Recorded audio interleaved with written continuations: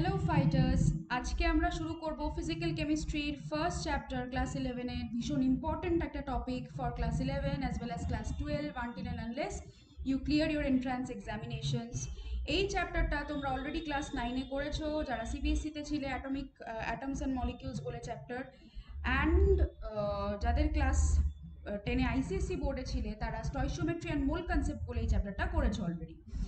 তো শুরুর দিকটাতে এই চ্যাপ্টারে কিছু জিনিসপত্র আছে, যেমন ধরো ম্যাটার, ঠিক আছে, different types of matter, solid, liquid, gases, ঠিক আছে। তারপরে ধরো units and measurement, scientific notation, significant figures, precision and accuracy, এই সমস্ত জিনিসপত্রগুলো তোমরা ম্যাথস এবং ফিজিক্সে করে নেবে। এইগুলো আমার কেমিস্ট্রিতে করানোর সত্যি কথা বলতে দরকার নেই। এছাড়া পিওর সাবস্টেন্স কাকে বলে, এলিমেন্ট কাকে বলে, কম্পাউন্ড কাকে বলে, মিক্সচার কাকে বলে, মিক্সচারের কী কী টাইপ আছে, হোমোজেনাস অ্যান্ড হেট্রোজেনাস মিক্সচার্স, তারপরে classification of matter, inter conversion of state of matter, এগুলো তোমরা সবই জানো। ফিজিক্যাল প্রপার্টিজ কাকে বলে, কেমিক্যাল প্রপার্টিজ কাকে বলে, মাসের ফিজিক্যাল কোয়ান্টিটি মাস, তার ইউনিট কি, এসআই ইউনিট কি হয়, অ্যাব্রিভিয়েশন কি হয়, কম্পাউন্ডস অ্যান্ড মিক্সচার্সের মধ্যে সেপারেশন মানে ডিফারেন্স কি হবে, এই সমস্ত জিনিসগুলো তোমরা অলরেডি জানো। এবার সিগনিফিকেন্ট ফিগার্স, সিগনিফিকেন্ট ফিগার্স টপিকটা তোমরা ফিজিক্সে এবং ম্যাথসে পড়ে নেবে, সুতরাং I don't need to do it. যদি তোমাদের পড়তে গিয়ে তোমরা একবার তোমাদের টেক্সট বইটা হালকা করে ওই জায়গাটাতে পড়বে। কেমিস্ট্রি থেকে এখানে খুব একটা বেশি কোয়েশ্চেন দেখতে পাওয়া যায় না, কারণ it's a topic of physics. তোমাদের যদি পড়ে মনে হয় আমার পার্টটুকু আমি করব, তোমার যদি পড়ে মনে হয় ম্যাম এই জায়গা বুঝতে পারছি না, ফিজিক্সে হয়ে যাওয়ার পরেও বুঝতে পারছি না, তাহলে অলওয়েজ ওয়েলকাম, আমি ক্লাসে তোমাদের সুন্দর করে বুঝিয়ে দেবো ছোট্ট টপিক।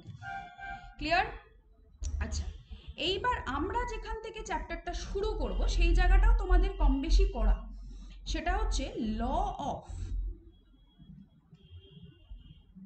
লস লিখে দিই, অফ কেমিক্যাল কম্বিনেশন। এখানে কয়েকটা ল, 3-4টে ল আমাদের পড়তে হবে। তার মধ্যে ফার্স্ট যে লটা, ঠিক আছে, সেটা হচ্ছে ল অফ কনজারভেশন অফ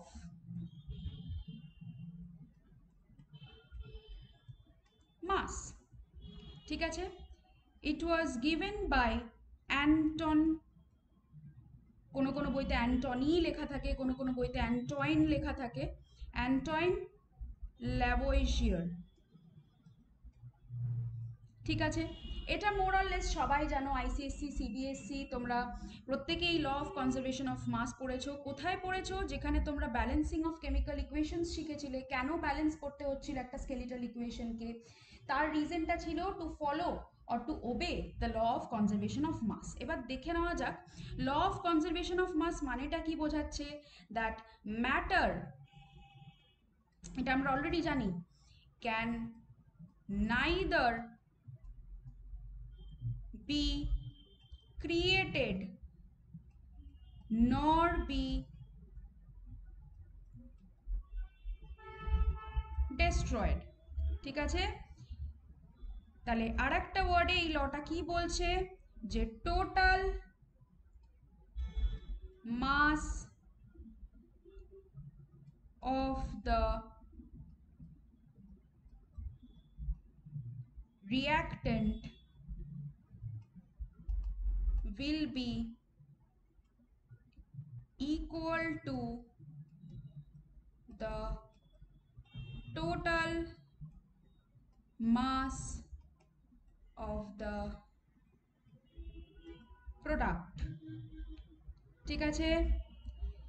আচ্ছা, এই লটার কিছু লিমিটেশনস আছে। What are the limitations of the law আমরা একটু দেখে নিই। দেখো, it is not applicable, it is not applicable to nuclear reactions, কারণ সেই সময় as mass is not conserved in that kind of reaction. ठीक है, चलो next law, law number 2, law of definite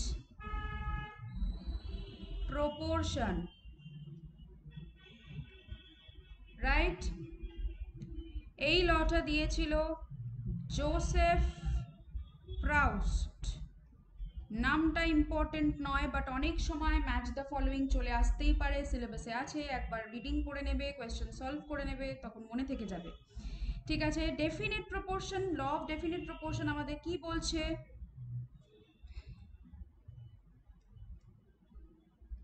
A given compound always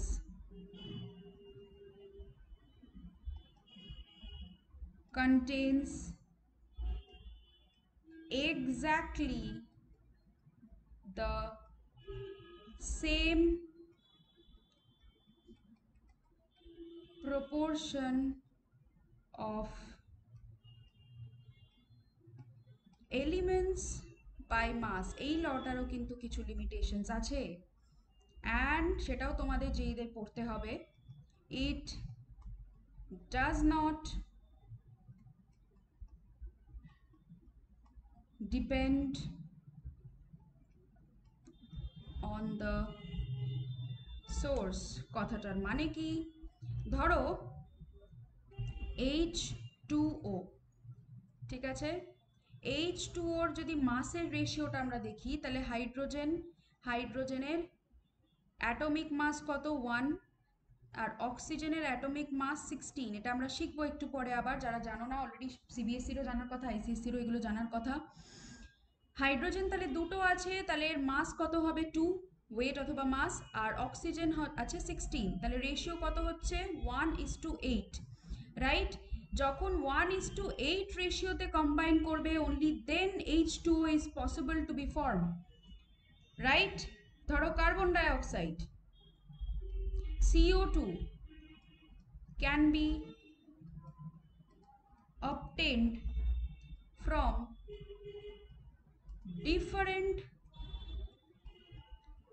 sources, but the ratio of C and O, এটা example হিসেবে লিখবে, হ্যাঁ এটাও লিখতে পারতে, C and O remains same. রেশিওটাকে কি হতে হবে? কার্বন ইজ টু অক্সিজেন, কার্বনের হচ্ছে গিয়ে তোমার 12, অক্সিজেন হচ্ছে গিয়ে তোমার বলো CO2, তাই তো? তাহলে 32, তাহলে রেশিও কত হতে হবে বলো? ক্যান্সেল করো, 4 দিয়ে এটা 8, 4 দিয়ে এটা 3, তাহলে they should combine in order to form carbon dioxide. Carbon and oxygen should combine in the ratio of 3:8. Now what are the limitations of this law?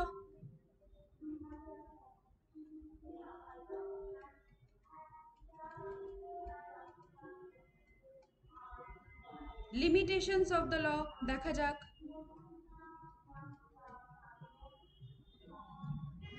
This law is not always true, as elements may combine in the same ratio but compound different তৈরি হয়ে যেতে পারে।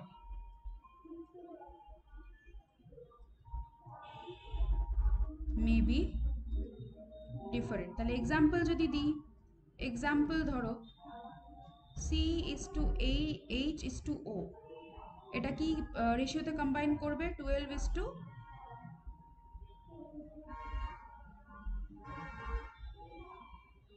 1:8, right?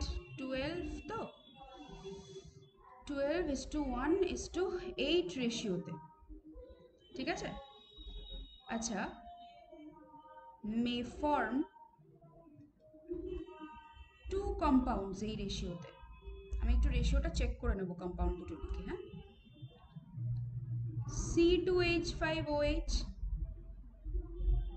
and CH3O CH3, দুটোর ratio এটা আমরা পরে লিখি। দুটোর রেশিওটা দেখি সেম চলে আসছে কিনা। কম্পাউন্ড আলাদা তো বুঝতেই পারছি, এটা একটা অ্যালকোহল আর এটা একটা ইথার, রাইট? এখানে কার্বন কটা আছে?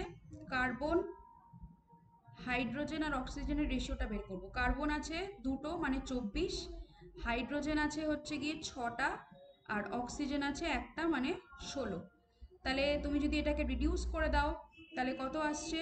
12:3:2 দিয়ে কাটছি তাই তো, তাহলে 8। আর এটা হতো 12:3:8, ঠিক আছে? 12:3:8-এ দু রকম কম্পাউন্ড ফর্ম হয়ে যাচ্ছে। এখানে দেখে নিই, কার্বন আছে দুটো, এই একটা কার্বন এই একটা কার্বন, তাহলে 24, হাইড্রোজেন এখানেও 6টা আছে, অক্সিজেন 16, এটাও হয়ে যাচ্ছে 12:3:8। তাহলে একই রেশিওতেই কম্বাইন কিন্তু করছে, একই রেশিওতে কম্বাইন করছে, কিন্তু দুটো কম্পাউন্ড একদম আলাদা ফর্ম হচ্ছে with different physical and chemical properties, ঠিক আছে? তাহলে এটা হচ্ছে first limitation, right?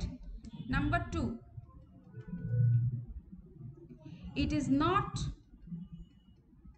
it is not applicable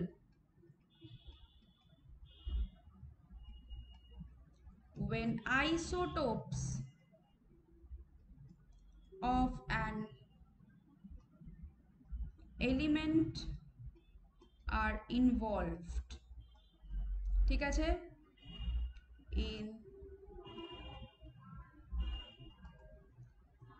formation of compound। যেমন ধরো CO2 ধরে নাও, কার্বনের 12 মাস নাম্বার হতে পারে, আবার 14ও মাস নাম্বার হতে পারে। কার্বনের দুটো আইসোটোপ আছে, একটা হচ্ছে কার্বন 12, একটা হচ্ছে কার্বন 14, রাইট? তাহলে যদি কার্বন 12 এর সাথে অক্সিজেন কম্বাইন করে তাহলে রেশিও হবে 12:32, রিডিউস করে নিতে পারবে তুমি এটা। আচ্ছা, যদি কার্বন 14 এর সাথে অক্সিজেন কম্বাইন করে তাহলে এটাও CO2 এটাও CO2, এখানে কার্বন 12 ইউজ করছি, এখানে কার্বন 14 ইউজ করছি, তাহলে এটা রেশিও হবে 14:32। দেখো একই কম্পাউন্ড কিন্তু ফর্ম হয়েছে, রেশিও কিন্তু আলাদা। তাহলে একই রেশিওতে ডিফারেন্ট কম্পাউন্ডও হতে পারে, আবার একই কম্পাউন্ডের ডিফারেন্ট রেশিও হয়ে যাচ্ছে, ঠিক আছে? সো এটা হচ্ছে লিমিটেশন। আইসোটোপের ক্ষেত্রে একটা লিমিটেশন হয়, আর একটা হচ্ছে গিয়ে তোমার আইসোমার্সের ক্ষেত্রে, তোমার ফাংশনাল আইসোমার্সের ক্ষেত্রে, ঠিক আছে? তাহলে এটা গেল আমাদের সেকেন্ড ল। এবার আমরা থার্ড লতে আসি, রাইট? থার্ড ল হচ্ছে law of multiple proportion, right? কি বলছে আগে একটু দেখে নিই, লটা কি বলছে আমাদের। when two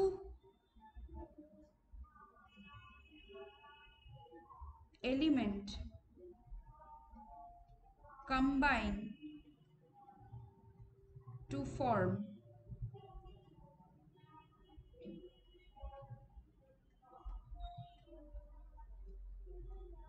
compound,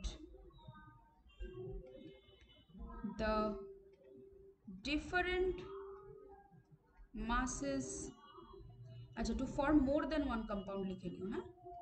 more than one compound, the different masses of one element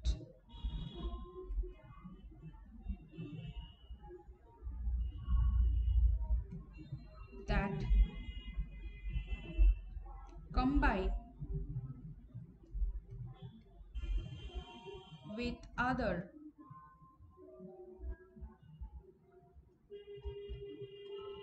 element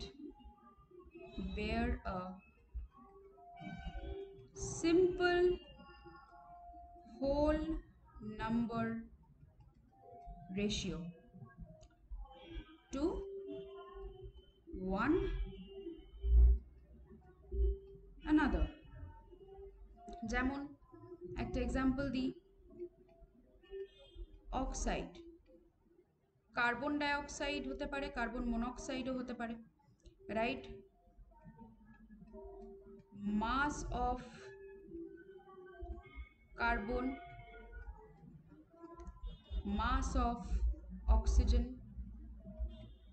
কার্বনের মাস 12, কার্বন ডাইঅক্সাইডের মাস, এখানে কার্বনটা 12, এখানে অক্সিজেন কত হয়ে যাচ্ছে বলো? অক্সিজেন এখানে 16, এখানে 32। তাহলে অক্সিজেনের ratio of masses of oxygen কত দাঁড়াচ্ছে? Ratio of masses of oxygen কত দাঁড়াচ্ছে আমার? 16:32, দ্যাট ইজ 1:2।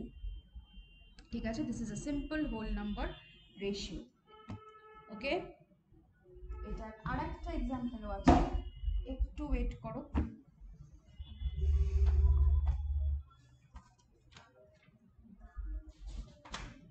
নাইট্রোজেনের ক্ষেত্রে, ঠিক আছে, দেখো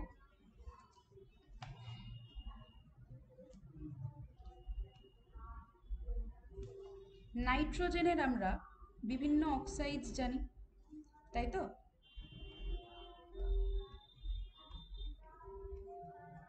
কি কি হতে পারে?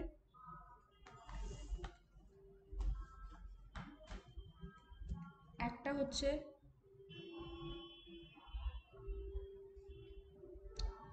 নাইট্রাস অক্সাইড হতে পারে, ফর্মুলা কি হবে? N2। একটা নাইট্রিক অক্সাইড হতে পারে, ফর্মুলা কি হবে? NO। একটা নাইট্রোজেন ট্রাইঅক্সাইড হতে পারে, formula N2O3।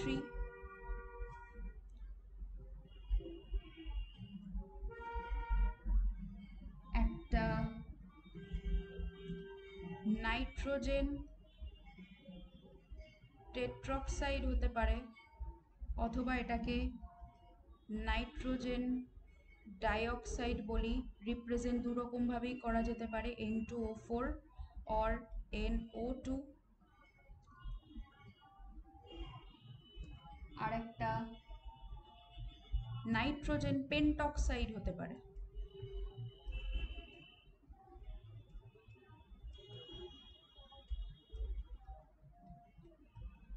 N2O5।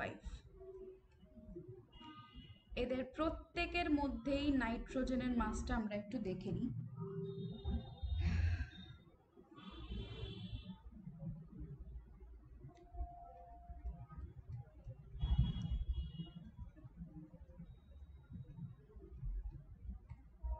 Mass of oxygen, এখানে মাস অফ নাইট্রোজেন কত আছে? 14 × 2 মানে 28। এখানে কত আছে? 16। এখানে কত আছে? 14। এখানে কত আছে? 16। এখানে কত আছে? 14। এখানে 16 × 3 কত হয় বলো? 48। এখানে কত আছে? NO2, মানে এটা যদি 14 ধরি তাহলে অক্সিজেন এখানে 32। এখানে যদি 28 ধরি তাহলে অক্সিজেন কত হবে বলো? 16 × 5, এটা হচ্ছে হয়ে যাচ্ছে তোমার 40, 80 অ্যাকচুয়ালি। ঠিক আছে, হ্যাঁ হলো। এবার এটাকে যদি তুমি রিডিউস করো, ধরো সবকটা নাইট্রোজেনে তুমি 14 পার্টস করে ধরতে চাইছো, ঠিক আছে, এটাকে যদি 14 বানাতে চাস তাহলে 14 হলে এটার রেশিও কত দাঁড়ায় বল? 8।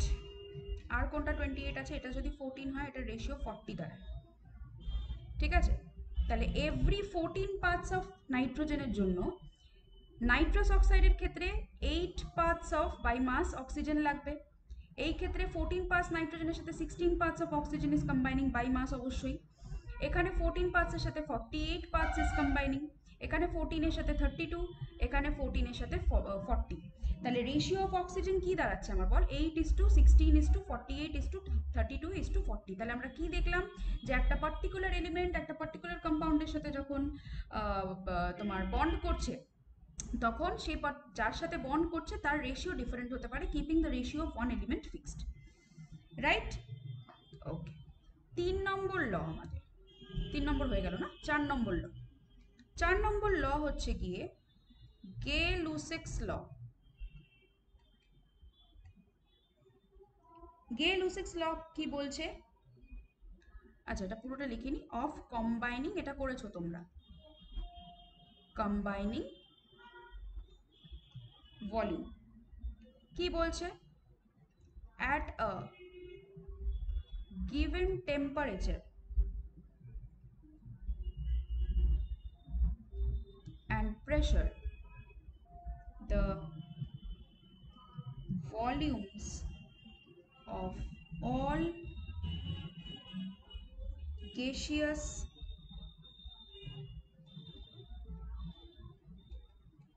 reactants and products bears a simple whole number ratio.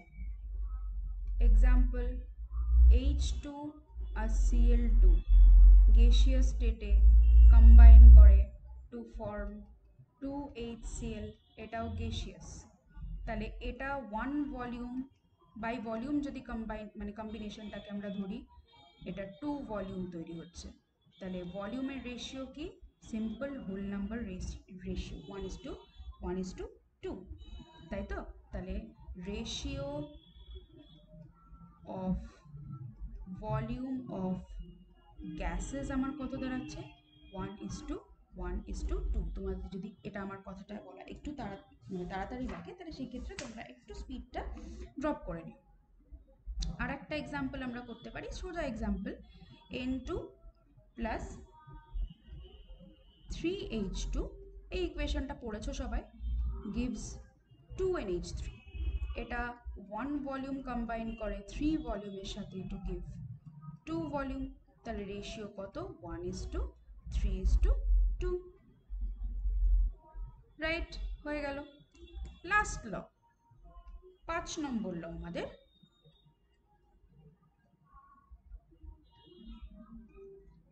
Avogadro's ল। ঠিক আছে, কি বলছে Avogadro's law? It states that equal volume of gases contain equal number of molecules at same temperature and pressure। এই যে ইকুয়াল নাম্বার অফ মলিকিউলস, কটা molecule সেটা? 6.022 into 10⁻23, এটাকে বলা হয় অ্যাভোগাড্রোস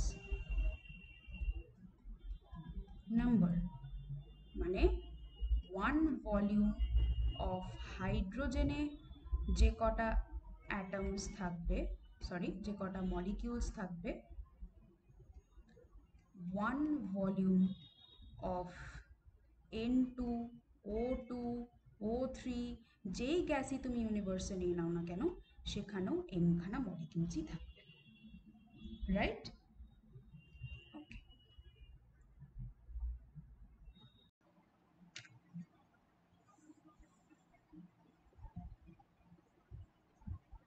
এবার আমরা চলে আসবো কাজের টপিকে, দ্যাট ইজ মোল কনসেপ্ট।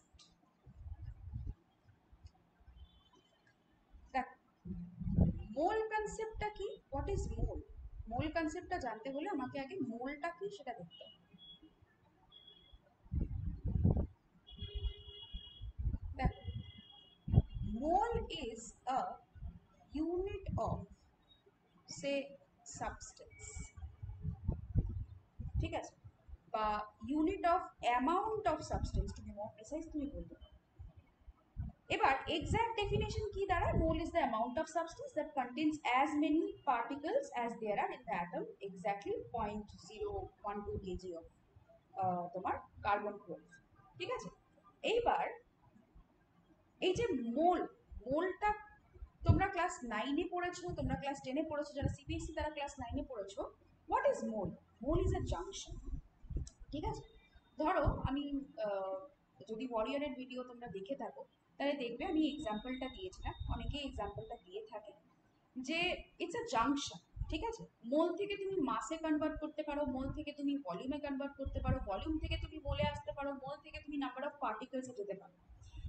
এই ধরো তাহলে আমি আগে লিখে দিই, মোল থেকে ইউ ক্যান গো টু মাস, মাস থেকে তুমি মোলে কনভার্ট করতে পারো, মোল থেকে তুমি নাম্বার অফ পার্টিকেলস জানতে পারো, যে কোনো molecule compound what ever it is, number of particles জানা থাকলে তুমি মোলে যেতে পারো। আবার মোল থেকে তুমি বলো ভলিউমে যেতে পারো। ভলিউমটা তখনই ধরবে যখন গ্যাস থাকবে 0 ডিগ্রি সেলসিয়াস অ্যান্ড 1 atm প্রেশারে। ঠিক আছে, আবার ভলিউম থেকে তুমি মোলে যেতে পারো। এবার সেটা তো ঠিক আছে, দ্যাট আই নো, তাই তো?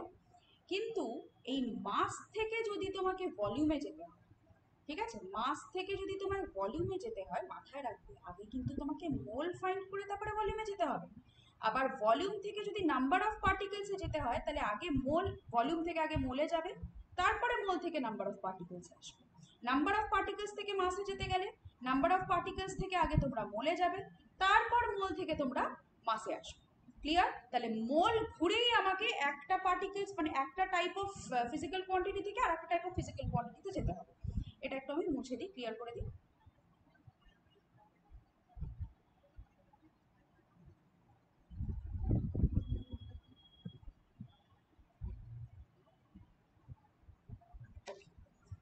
দেখো, ফার্স্টে আমরা দেখে নিই মোল থেকে মাসে আমরা যাব কি। মোল থেকে আমরা মাসে যাই by multiplying with gram atomic mass অথবা গ্রাম মলিকুলার মাস। তাহলে গ্রাম অ্যাটমিক মাসটা কি? দেখো, রিলেটিভ অ্যাটমিক মাসকে আমরা এক্সপ্রেস করি। What is relative atomic mass? Relative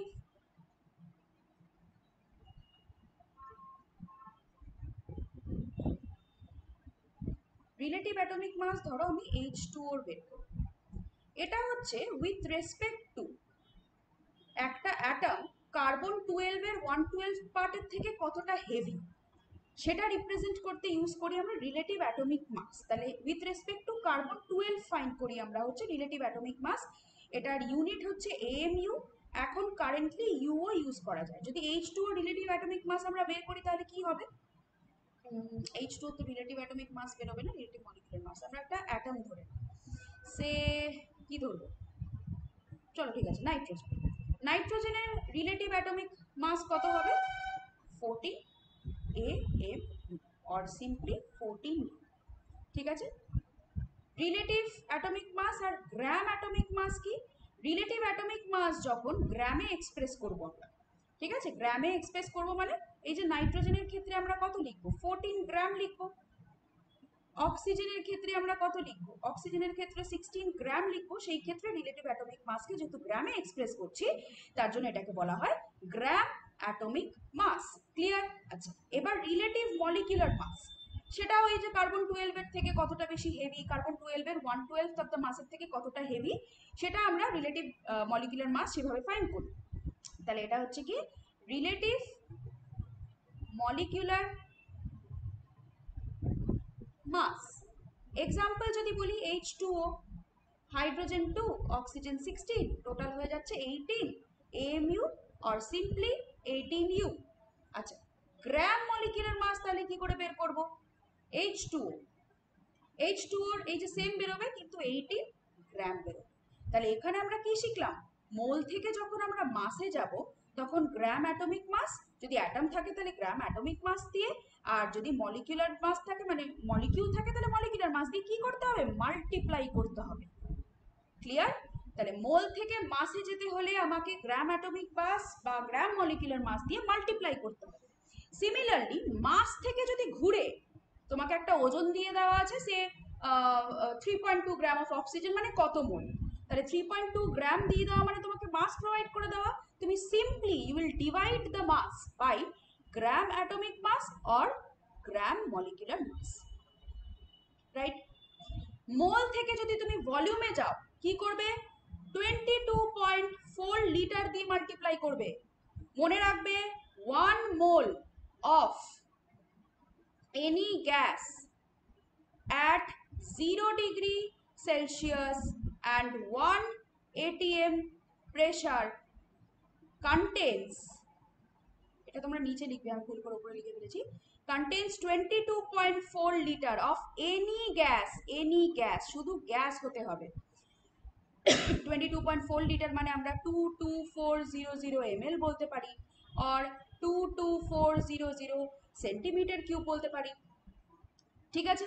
তাহলে ভলিউম থেকে যদি মোলে আমরা যেতে চাই কি করব, মোলে যেতে গেলে ডিভাইড করতে হবে, ভাগ করতে হবে, রাইট।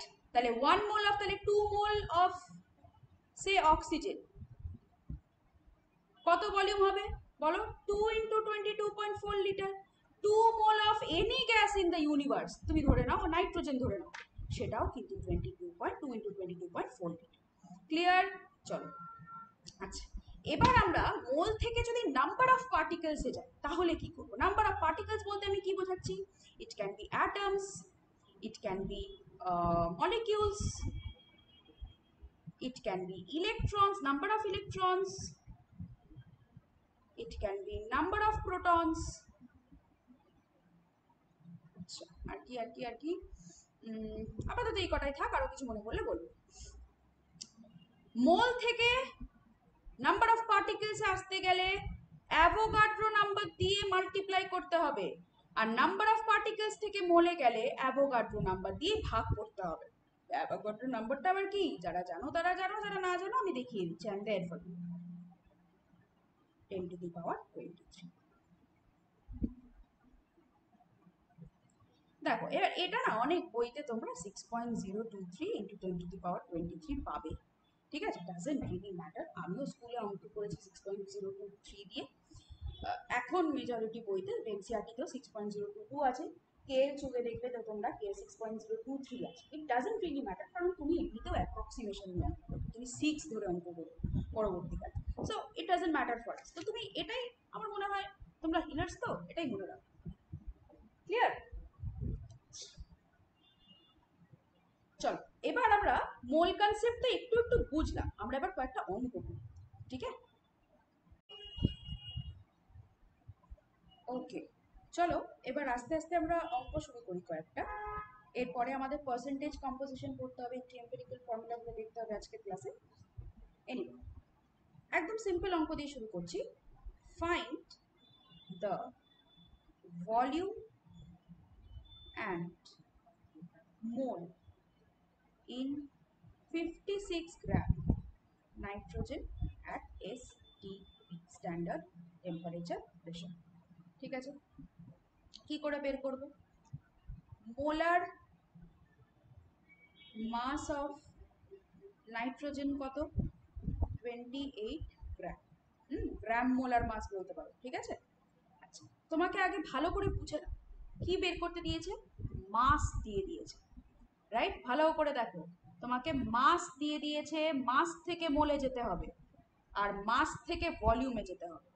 তাহলে মাস থেকে আমরা মোলে যাই কি করে, মাস থেকে আমরা মোলে যাই কি করে, divided by gram atomic mass, আর মোল পেয়ে গেলেই মোল থেকে আমি ভলিউমে চলে যাব, রাইট। করি এবার আমরা, তাহলে সবার ফার্স্টে আমরা মাস থেকে মোলস বের করব। মোলস অফ N2, দেখো এটা দুটো প্রসেসে বের করতে পারো, একটা লং প্রসেস, যেহেতু তোমরা একদম ফার্স্ট ক্লাস অফ 11 করছো তাই জন্য আমি একটু হালকা করে লং প্রসেসটা দেখাচ্ছি, তারপরে আমি একটা শর্ট প্রসেস দেখিয়ে দেবো। মোলস অফ নাইট্রোজেন তুমি এভাবে লিখতে পারো ইউনিটারি মেথডে, 28 গ্রাম অফ নাইট্রোজেন মানে 1 মোল অফ নাইট্রোজেন, তাই কি না। 1 মোলে তো 1 মলিকিউলের সমান যা মলিকিউলের মাস থাকবে সেটাই থাকবে, তাই তো। তাহলে 56 গ্রামে কত মোল বলো, এই যে 1 divided by 28 into 56 mole of nitrogen.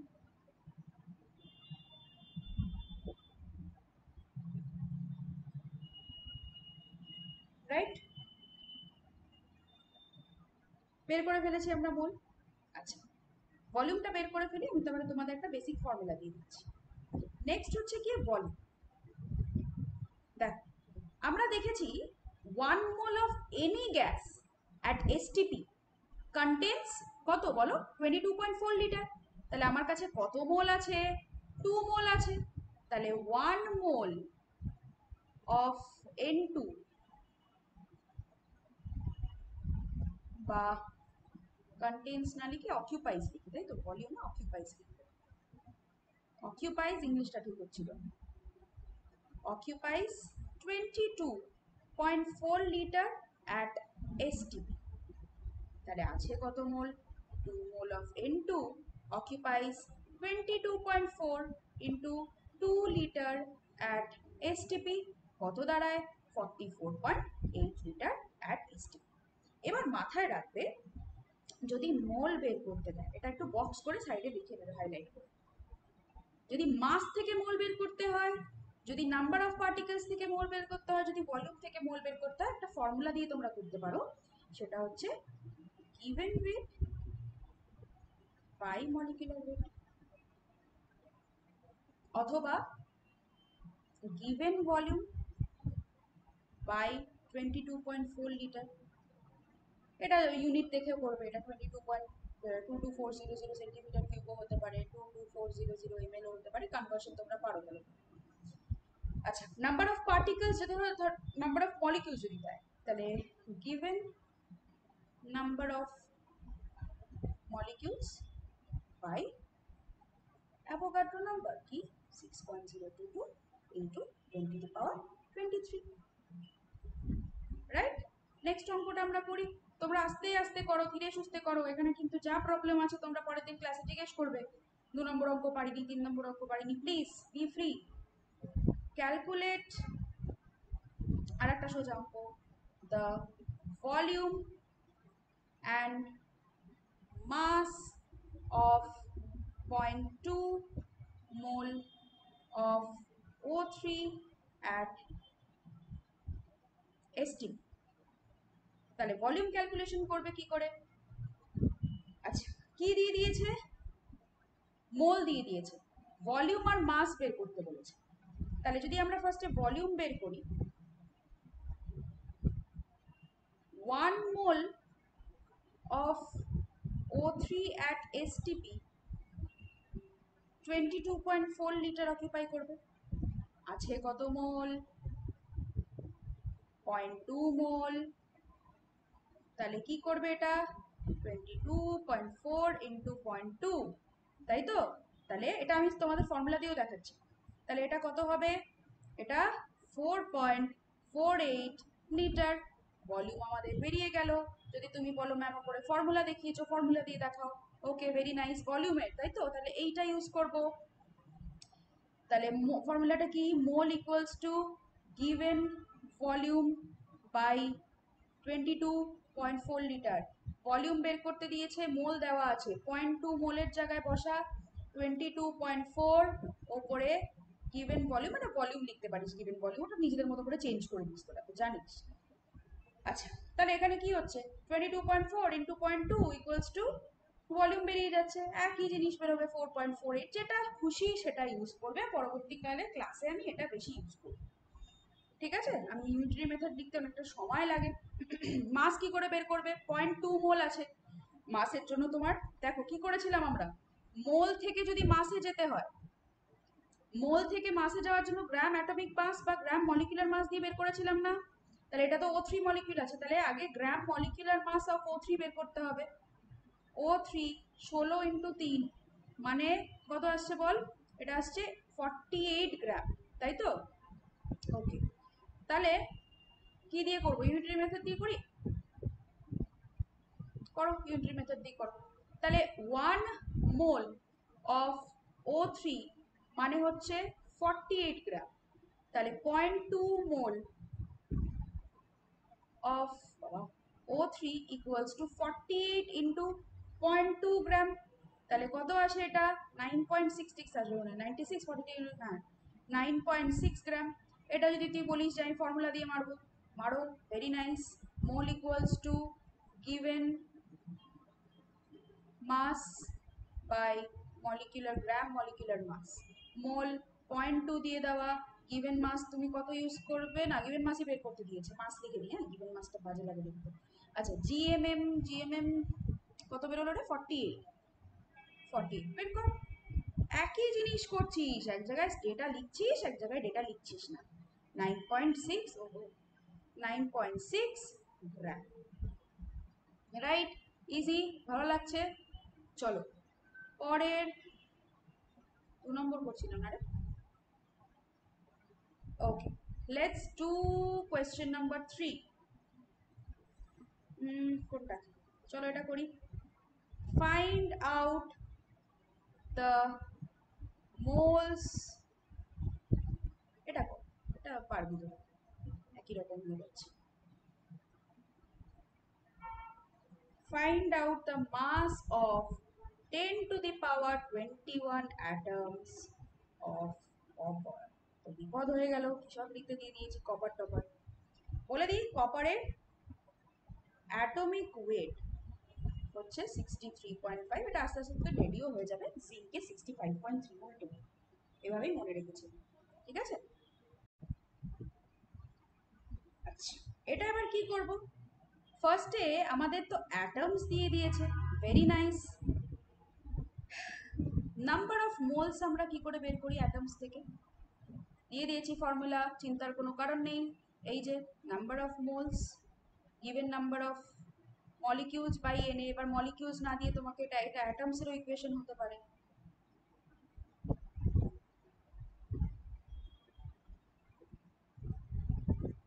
এখানে একটু চেঞ্জেস আসবে যখন মলিকিউলস এর মধ্যে কটা অ্যাটমস আছে, এখানে তো একটাই কপার দিয়ে দিয়েছে, সেই জন্য এখানটাতে নতুন কিছু বুঝতে হচ্ছে না।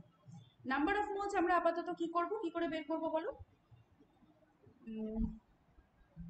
Number of copper atoms by Avogadro number, তাই তো। অ্যাভোগাড্রো নাম্বার কত ইউজ করব? 6.02223ও ইউজ করতে পারো, ইন্টু 10⁻23, আর এটা 21।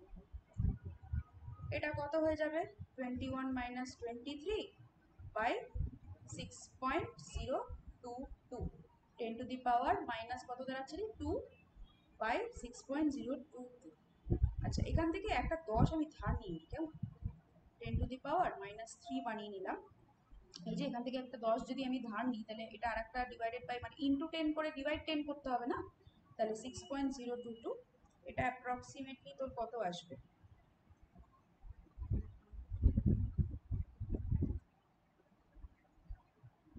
আচ্ছা এটা এইভাবেই রাখি আমরা, নাম্বার অফ মোলসটা কাটাকাটি হয়ে যেতে পারে, এইভাবে রাখি, ঠিক আছে, কারণ মোলস তো আমাদের কাছে চাইনি, মাস চেয়েছে। এবার নাম্বার অফ মোলস থেকে যদি মাস বের করি, তাহলে কি হয়? Mass by gram atomic mass. Number of moles আমাদের কত বেরিয়েছে? 10⁻⁻² বাই 6.022 ইকুয়ালস টু মাসটা আমাদের বের করতে বলেছে বাই গ্রাম অ্যাটমিক মাস আমার 63.5। এটাকে কি কাটাকাটি করে দিতে পারবো? দেখছি। 10⁻² ইন্টু 63.5 বাই 6.022 ইকুয়ালস টু মাস, ঠিক আছে। এটা অ্যাপ্রক্সিমেটলি তুই এটাকে যদি আমি এই পয়েন্টটাকে যদি এদিকে আনি, মানে একটা 10 সাইডে আনবো, তাই তো। তাহলে 10টাকে যদি সাইডে আনি, তাহলে এটা হয়ে যায় 10⁻⁻1। কি বলছি বুঝতে পারছিস? 10 ইন্টু 10⁻⁻1 হয়ে যায় না এটা, ইন্টু 6.35 বাই 6.022, এটা 1-এর থেকে একটু বেশি আসবে, 1.06 কিছু একটা আসবে। তারা এই ক্যালকুলেশনটা দেখি। 10⁻21 মাইনাস 2, ওহো এটা তো 3 ছিল, হ্যাঁ কারেক্ট 3, এটা 2, হ্যাঁ কারেক্ট, মাস, রাইট। আচ্ছা এইবার কি হচ্ছে দেখো, 10⁻², আর 10 আছে 10⁻1 হয়ে আছে 1.06, তাহলে এটা ওই 0.106 গ্রাম মতো, রাইট? ক্যালকুলেশন পুরোটাই তোমাদের হাতে করতে হবে, এরকম অ্যাপ্রক্সিমেশন নিয়ে হাতে করতে হবে। দেখ 6, এখানেও 6.02, এটা 6.35, এটা অ্যাপ্রক্সিমেটলি 1-এর থেকে একটু বেশি আসবে, মোটামুটি 1-এর কাছাকাছি যে আনসারটা দেখতে পারবি। তারপরে এটা মাল্টিপ্লাই করে 1.06 এর জায়গায় 0.106 আসছে আনসার। মোটামুটি 0.1 এর পাশাপাশি যে আনসার দিই, খুব ক্লোজ তো আনসার নিতে আসবে না, একটু দূরে দূরেই আনসার আসবে, একটা 0.1, একটা 0.2, একটা 0.3, একটা 0.7, এরকম টাইপের আনসার আসবে। So you can easily eliminate. Okay, আচ্ছা এটা করো, calculate the number of molecules and number of atoms presenting 1 gram of nitrogen.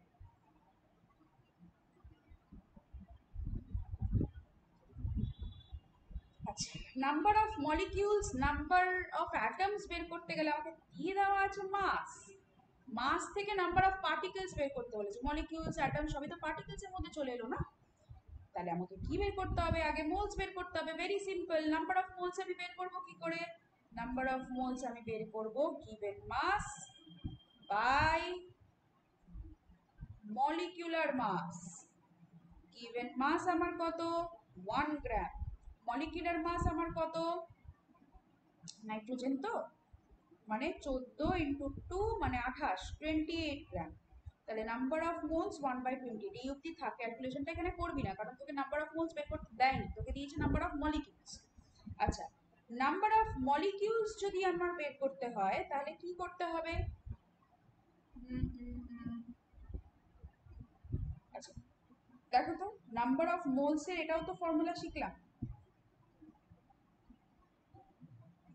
given number of molecules by Avogadro number। তাহলে নাম্বার অফ মলিকিউলস বের করবো কি করে? এটা মুছে দিই। নাম্বার অফ মলিকিউলস আমরা বের করতে পারি কি করে? Number of moles into Avogadro number, তাই কি না?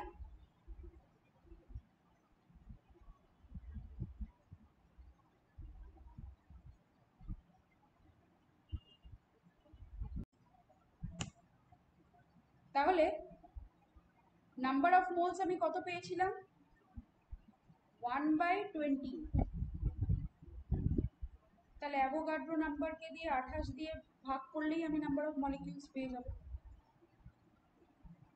এটা তো হয়ে গেল। এবার তুমি তুমি যদি এইভাবে আনসার দেখো তাহলে এভাবে রাখবে, আদারওয়াইজ 6.022 ইন্টু 10⁻23 বাই 28 মলিকিউলস। এবার তোমাকে এখানে ডিভিশন করতে হবে। আমি যে পার্টিকুলার অঙ্কটা করাচ্ছি সেখানে আনসারটাকে এইভাবে রেখে দেওয়া আছে, ঠিক আছে, মানে এই ফর্মে রেখে দেওয়া আছে, এই ফর্মে বের করি। আচ্ছা, এবার নাম্বার অফ অ্যাটমস। দেখ, একটা নাইট্রোজেন মলিকিউলে, ওয়ান নাইট্রোজেন মলিকিউলে দুটো অ্যাটম আছে, তাই তো? তাহলে এতগুলো নাইট্রোজেন মলিকিউলে কটা থাকবে? এতগুলো ইন্টু 2, রাইট? তাহলে number of atoms in Na by, প্রথম থেকে in one molecule of nitrogen equals to 2। তাহলে number of atoms in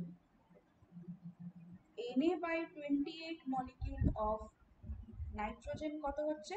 2 into Na by 28, এটা 14 হবে। অনেক সময় ধর এরকম কোয়েশ্চেন দিয়ে দিতে পারে অ্যাটমস আর মলিকিউলস এর রেশিও কত হবে, কত হবে বল?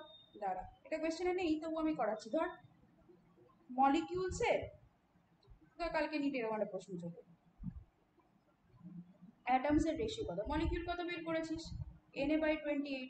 অ্যাটমের রেশিও কত বের করেছিস? Na/14। এনে কেটে গেল, এটা কেটে গেল, 1 2, তাহলে 1:2 রেশিও। আসতেই পারে, মানে বেসিকটা তোমাদের ক্লিয়ার থাকলেই হবে, যথেষ্ট, আর কিছু এখানে দরকার নেই। ঠিক আছে, তাহলে আমরা বেসিক্স অফ মোল কনসেপ্টটা তো করে নিলাম, এরপর আরো কয়েকটা জিনিস শিখে তারপর আমাদের অ্যাডভান্স প্রবলেমে যেতে হবে। তার আগে কয়েকটা জিনিস আজকে আমরা আজকের ক্লাসে একটু শিখে নিই চটপট করে। সেটা হচ্ছে ভেপার ডেনসিটি। দেখো, ভেপার ডেনসিটিরা আইসিএসসি যেহেতু কারিকুলামে থাকে তাই জন্য তোমরা শিখেছো what is vapour density, but basically vapour ডেনসিটির যদি আমি ডেফিনেশন বলতে চাই তোমাদের কাজেও লাগবে না, ফার্স্ট এন্ড ফরমোস্ট, আর একটা ডিফিকাল্টি হবে, তবুও আমি লিখবো। ঠিক আছে, দেখো ভেপার ডেনসিটি যেটা কাজে লাগবে সেটা লাস্ট টাইম বলে দেবো। Vapour density of a gas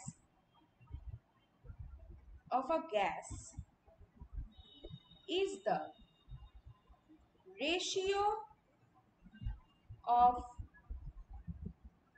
densities of gas, সেই রিলেটিভ ডেন্সিটি পড়েছিলি না, ওরকম টাইপেরই ratio, density of gas and hydrogen at same temperature and pressure. ভেপার ডেন্সিটিটা কি কি করতে কাজে লাগবে? মলিকিউলার মাস আর ভেপার ডেন্সিটির একটা রিলেশনশিপ আছে। Molecular mass of gas equals to 2 into vapor density। ঠিক আছে, এটা আমাদের কাজে লাগবে, রাইট?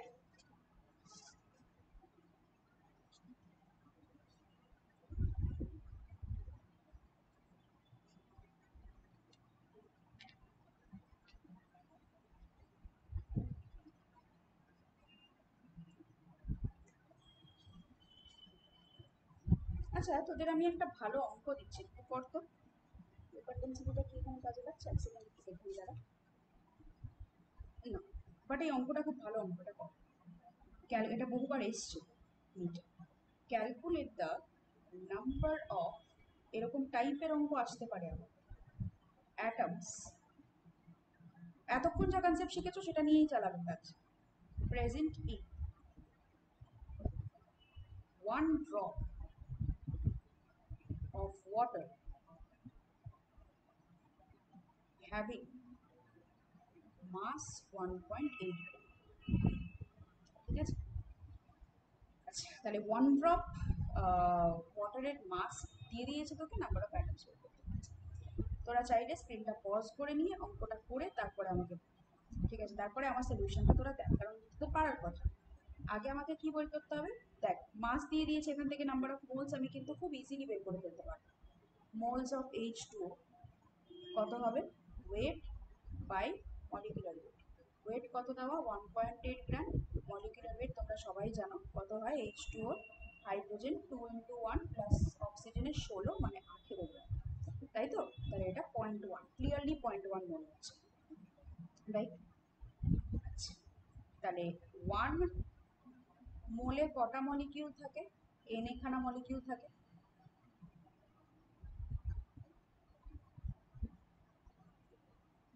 এনে মলিকিউল থাকে, ঠিক আছে? আর 1 মোলে,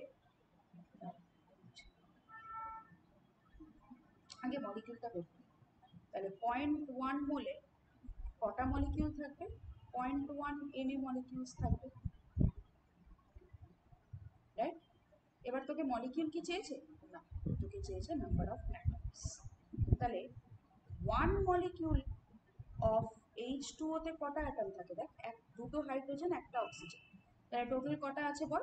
দুটো আর এক 3, 3 অ্যাটমস থাকে। তুই বের করলি কটা মলিকিউল? 0.1 এনএ মলিকিউল অফ, এটা মলিকিউল না, H2O contains 3 into 0.1 Na atoms, তাই তো নাকি? ক্লিয়ার? তাহলে এই কটা অঙ্ক তোমরা খুব ভালো করে প্র্যাকটিস করবে, রাইট? এবার আমরা একটা ছোট্ট টপিক একটু পড়ে নেব, percentage composition. What is percentage composition?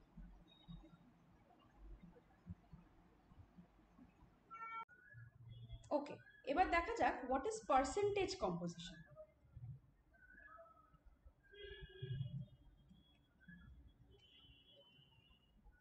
এই টার্মটা হয়তো অনেকেরই জানা, তাও আমরা একবার ভালো করে একটু দেখে নিই।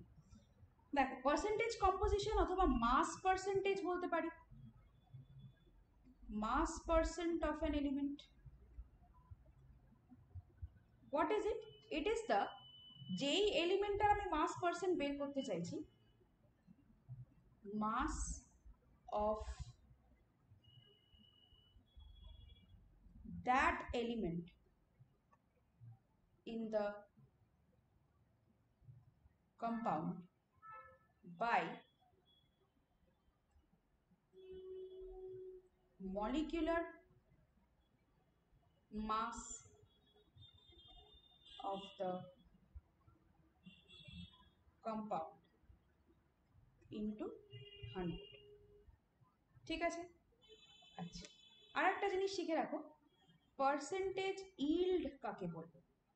এটা হচ্ছে, ধরো তুমি একটা কোনো পার্টিকুলার কম্পাউন্ড তৈরি করবে, তোমার তৈরি হওয়ার কথা সে 50 গ্রাম, তৈরি হলো 45 গ্রাম, তাহলে তোমার প্রয়োজনের থেকে কম তৈরি হলো, কত পার্সেন্ট তৈরি হলো? তাহলে 45/50 ইন্টু 100, তাহলে actual yield by theoretical yield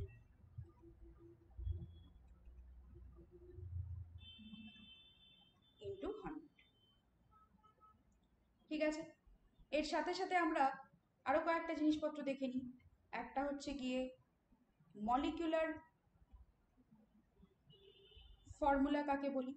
molecular formula হচ্ছে গিয়ে actual number of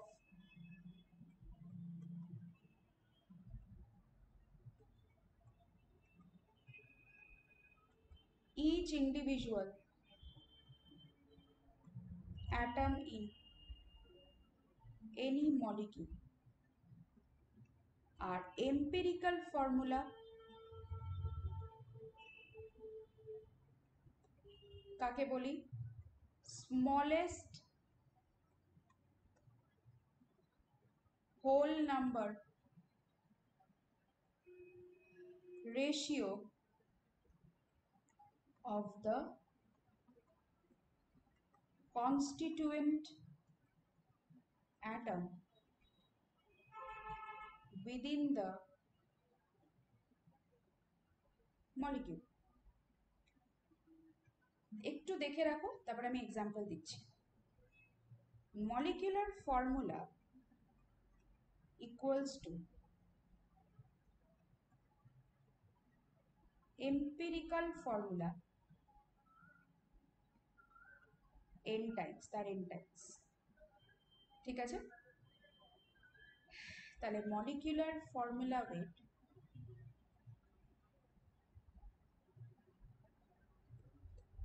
equals to n into empirical formula weight। তোমরা যারা জানো না এটা, তারা ভাবছো ম্যাম কি লিখে যাচ্ছে, এতক্ষণ ধরে কিচ্ছু বুঝতে পারছি না। এবার আমি এক্সাম্পলটা বোঝাই। দেখো, ধরো C6H12, ওই এটা ইজিয়েস্ট এক্সাম্পল, তাই জন্য এটা দেওয়াই, এটা দিয়ে বোঝানোটাই ইজি। এটা হচ্ছে গ্লুকোজের মলিকুলার ফর্মুলা। এখান থেকে এই 6, 12 আর 6 নাম্বার অফ অ্যাটমস গুলো থেকে আমি কি কমন নিতে পারছি? দেখো তো, 6 কমন নিয়ে নিতে পারছি। তাহলে 6 কমন নিয়ে আমি ব্র্যাকেটে এইভাবে বাইরে লিখতে পারি। তাহলে CH2O-টা হচ্ছে empirical formula, right?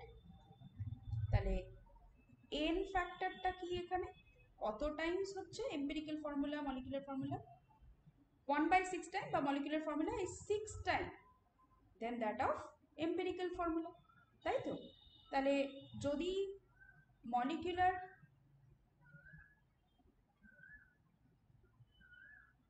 Formula weight of C6H12O6 হয় 180, তাহলে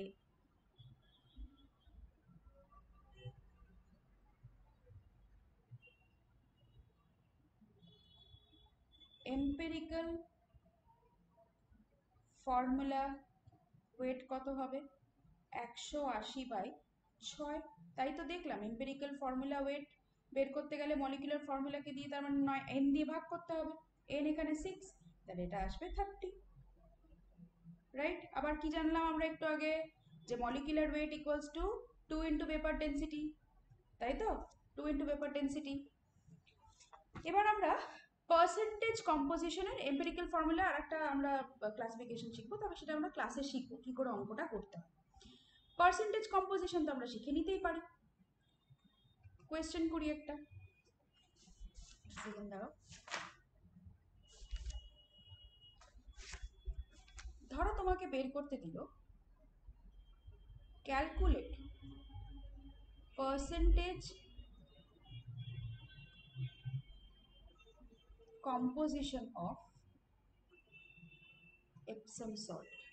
এপসম সল্টের ফর্মুলা হয় MgSO4.7H2, দিয়ে দেবে, ঠিক আছে। তাহলে টোটাল মাস আমার বের করতে হবে। পার্সেন্টেজ কম্পোজিশন মানে ম্যাগনেসিয়ামের পার্সেন্টেজ কম্পোজিশন, সালফারের, অক্সিজেনের, হাইড্রোজেনের, অক্সিজেনের, এতগুলো করে এলিমেন্টের, একটা দুটো তিনটে চারটে এলিমেন্টের বের করতে হবে। তাহলে ফার্স্টে মাস অফ Mg কত আছে, একটাই আছে ম্যাগনেসিয়াম 24 গ্রাম, এই যে একটাই ম্যাগনেসিয়াম আছে। মাস অফ সালফারও একটাই আছে 32 গ্রাম, এগুলো কি লিখছি গ্রাম অ্যাটমিক মাস কিন্তু, হ্যাঁ। মাস অফ অক্সিজেন, অক্সিজেন কটা আছে, এখানে 4টে আর এখানে 7টা, মানে 11টা, 11 ইন্টু, আচ্ছা অক্সিজেন কি আলাদা করে বের করবো, শুধু ওয়াটারে বের করবো। মাস অফ অক্সিজেন 4টের বের করি, 4 ইন্টু 16, এই 4টে মেন 4টে, আর এটা ওয়াটারটা একসাথে বের করবো, এটা হচ্ছে কত 64, তাই তো। আর মাস অফ H2, H2 কত 7 ইন্টু 18, 126, তাই তো। তাহলে টোটাল মাস, মোলার মাস বা মলিকুলার মাস